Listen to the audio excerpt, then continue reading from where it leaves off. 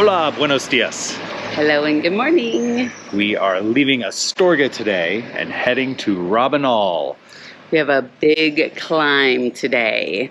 We're going to climb, honestly, I think about half the mountain today and half tomorrow. I think it's only about 300 feet, maybe 400 feet of elevation change. Today? It's not terrible today. Tomorrow, I think we have over 1,000. That's what we're doing here. It's a little after 7 in the morning. I think it's going to be a gorgeous day. All right, vamos. Go.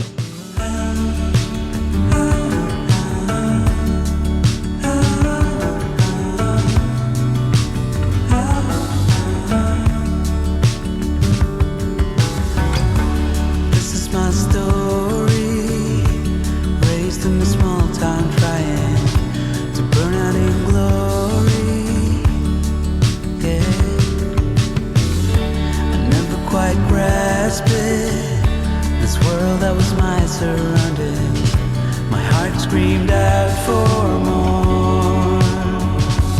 It's the storm inside that's breaking my heart each morning while it keeps it going. I have a confession to make. Uh-oh, what is it? I am proud to say I am a spreadsheet pilgrim. Me too, me too. We have a very detailed spreadsheet. And I will say, we can't take credit for creating it. Somebody in our Central Ohio American Pilgrims group made it. We have refined it. Oh, have we improved it? Well, it's far more detailed than it started out. Yeah. Would you do a Camino without the spreadsheet? I'm telling you, I don't think I would. For one, we like, during our school year, messing with it and planning and looking forward to places and exploring the villages via the guidebook. And YouTube videos. If you're somebody who YouTubes about the Camino, make sure you comment below. Link your channel. Yeah, we want to follow you, just like you're following our adventures. Because we love to watch the videos and say, oh, look at that albergue that they stayed at. That looks so nice. And then we mark it down in our spreadsheet. We also use it to plan our budget. Yes. And we list all of our accommodations, which were pre-reserved before we even left home. But here's the thing. Every pilgrim is dealing with, I have to be in Santiago by this day because of my flight. Or not be in Santiago, but I have to leave Spain on this day because of my flight. And then sometimes when they get on the trail, they find out about things that we've already known about. For example, we have pilgrims that are ahead of us. They've taken, I think, one rest day the entire trip because they realized they want to walk to Santiago or walk to Finisterre. And if they took rest days, they wouldn't be able to do that. So for that reason alone, they're pushing it. It's working for them.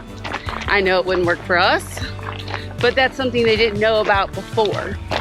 Are there any stages that we've planned that you wished were shorter or longer, or you wish we weren't limited by our spreadsheet and our pre-booking? The short answer is no. The longer answer is that we have made changes. So we only pick reservations that are refundable, and as it's coming up, we go, okay, is that still what we want to do? Is that still going to work for us? And if not, we've made some tweaks. But because our accommodations were still in the refundable spots, we were able to make that change without a cost. And I was still able to keep it at our budget. And if you didn't see anything about our budget, we'll link that video below. Does that answer your question? I think so. If you have other questions, comment below. Again, it helps other pilgrims, other people who think about wanting to do the Camino, see the video. Right before El Ganso, we have the 250 kilometer mark. Yay! We don't know which one, but one of those peaks in front of us, I think it's that one over there, is Monte Rache, which is the highest point on the Camino and where we will be climbing tomorrow. Today we're stopping at Rabinal, which is a village partway up those mountains. Into both joy and sorrow, and there's still a long way to go.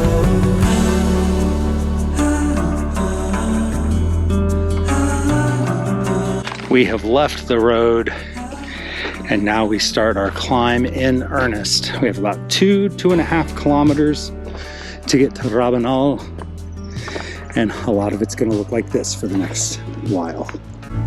It's the storm inside.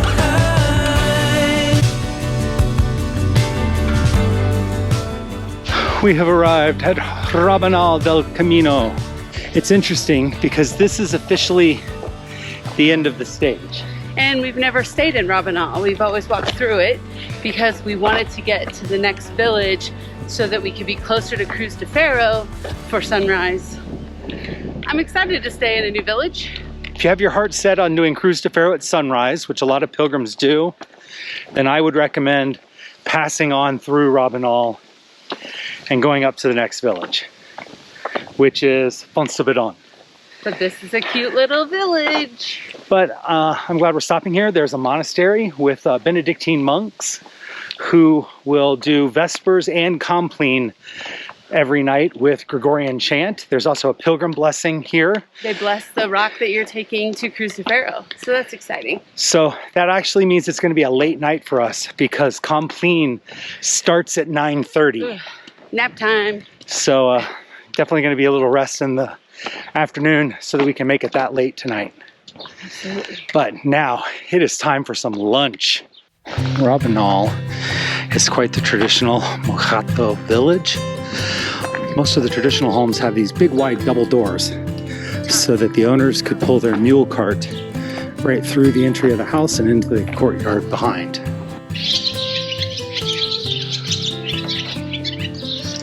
At Bar El Pilar, which is attached to Albergue El Pilar, traditional Margato house. So we walk through the double door. Beautiful entryway. That leads us into a courtyard.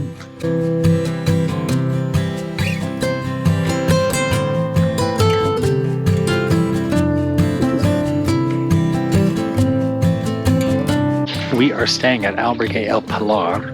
Our reception was over here, but our room is in the guest house, which is right over here around the corner. Municipal Albergue right there.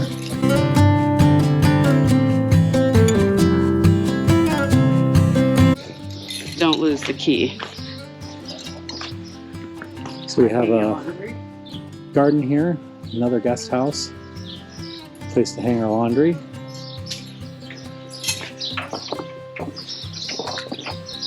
Wrong key. I got it.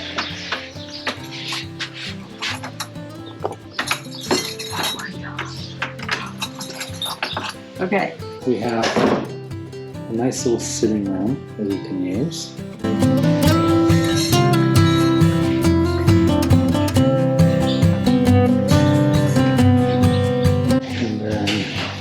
This is our bathroom. Apparently we have a private bathroom. It's just not in our room. Now Sean has to figure out how to use another key.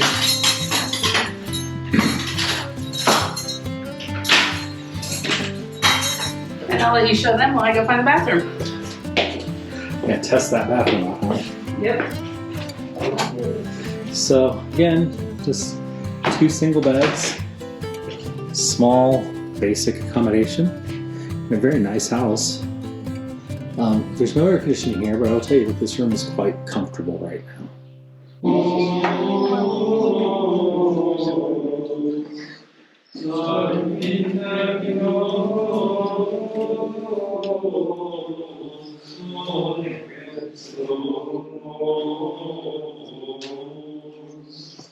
So I ordered the cocido mergado here, Yeah, and this is our actually really first funny. course This is gonna be came, on which my is a grandmother's carpaccio. recipe. I love green It has oranges and tomatoes. It's like olive oil and some herbs. She. Here we go.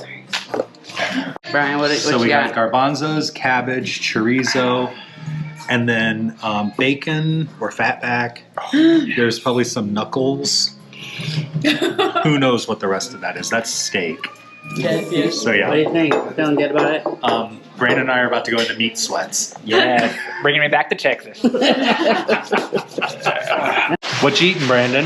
right, we had 7 meats, all a lot pork based, and this last one is pork ear. Filipinos eat toasted or oven baked lechon or pig, but I've never had it stewed. So this is a unique experience, and I'm gonna try it. Make all the facial expressions you need to. I'm gonna try it. Nope. Nope. Nope. That wasn't a facial expression, that was a verbal cue. Way to sell it. I'm sorry. This is our third course, which is the soup that everything else was cooked in More or less. with noodles. So it's just meat broth and little tiny noodles. So it's a chicken noodle soup from a can. I can't make it there. With better flavor. No, it tastes like beef and pork Ah. broth. Wait a minute, the arrow's pointing the wrong way because it's about to go into my mouth.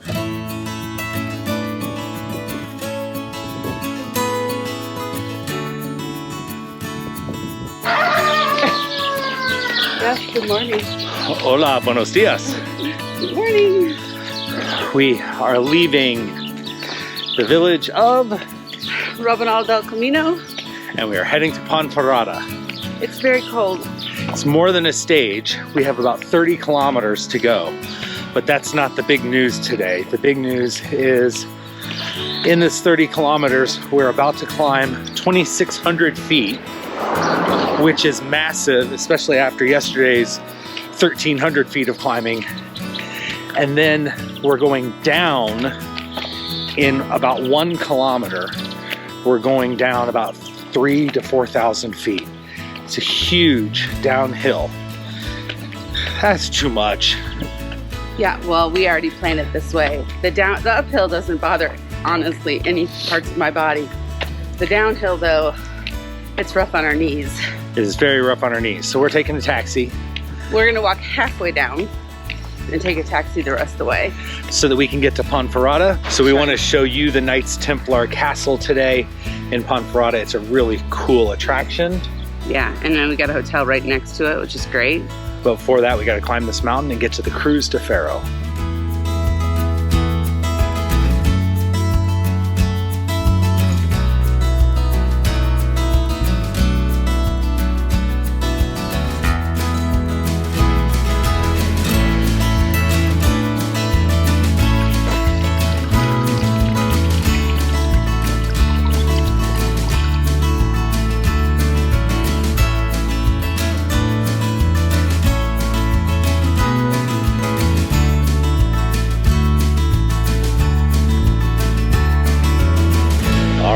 We have made it to Ponferrada And had a really good breakfast. At this little albergue, it's the Monterago albergue. It's under new ownership. They've been only open for 9 months. She's German, he's French. They've lived in another village for like 30 years, and he was a French teacher, she was a German teacher. Now they're running this place. And homemade food, scratch made. Everything looks delicious. We have climbed so far about 250 meters up over 6 kilometers. I just want to keep talking about the food. Yeah, we got to move on. We have about 150 meters to go in 2 kilometers. Here's the awesome part. So we've stayed in Ponferrada both times that we've walked the Camino. And I was really excited to stay in Rabinal. We had the pilgrim blessing and all of that. But the biggest part of it is that the fog is clearing. I think we might have some views. But if we would have stayed in Ponferrada, I don't think we would have had any views. So I'm kind of glad it's our decision. I think if you're walking multiple Caminos, you got to mix it up. All right, vamos. This mountain is not getting any shorter. Let's go.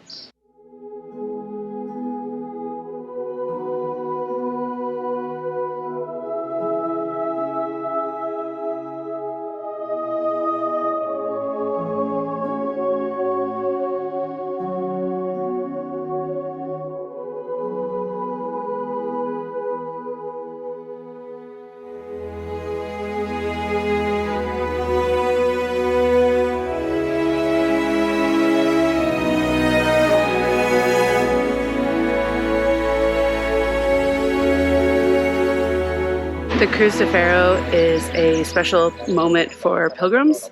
It's where they've been carrying a rock that symbolizes their burdens for the entire pilgrimage, wherever they start. And today is the day that, if they feel it, they release their burdens. So I got this in Finisterre in 2017, and I've been carrying a lot of. I'm a crier. I've been carrying a lot of burdens since then. Today's the day we let them go. Okay. The Cruz de Ferro is actually the oldest religious site on the entire Camino. The Romans called it Axis Mundi, meaning the axis of the earth. They believed that this oak pole connected the earth to the heavens and was a place of transcendence. They've been laying stones here for over 2,500 years, and before them the Celto-Iberians were doing the same thing. The cross wasn't added until about 1,000 years ago, turning it into a Christian site from its former pagan roots.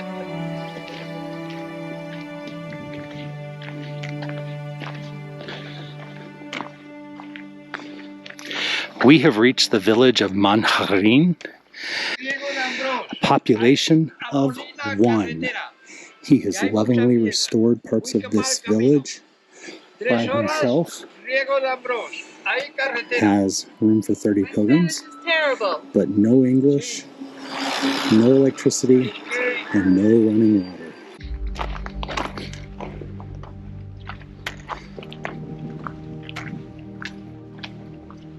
If you want to get to the true highest point of the Camino, it's going to require a little bit of going off the Camino.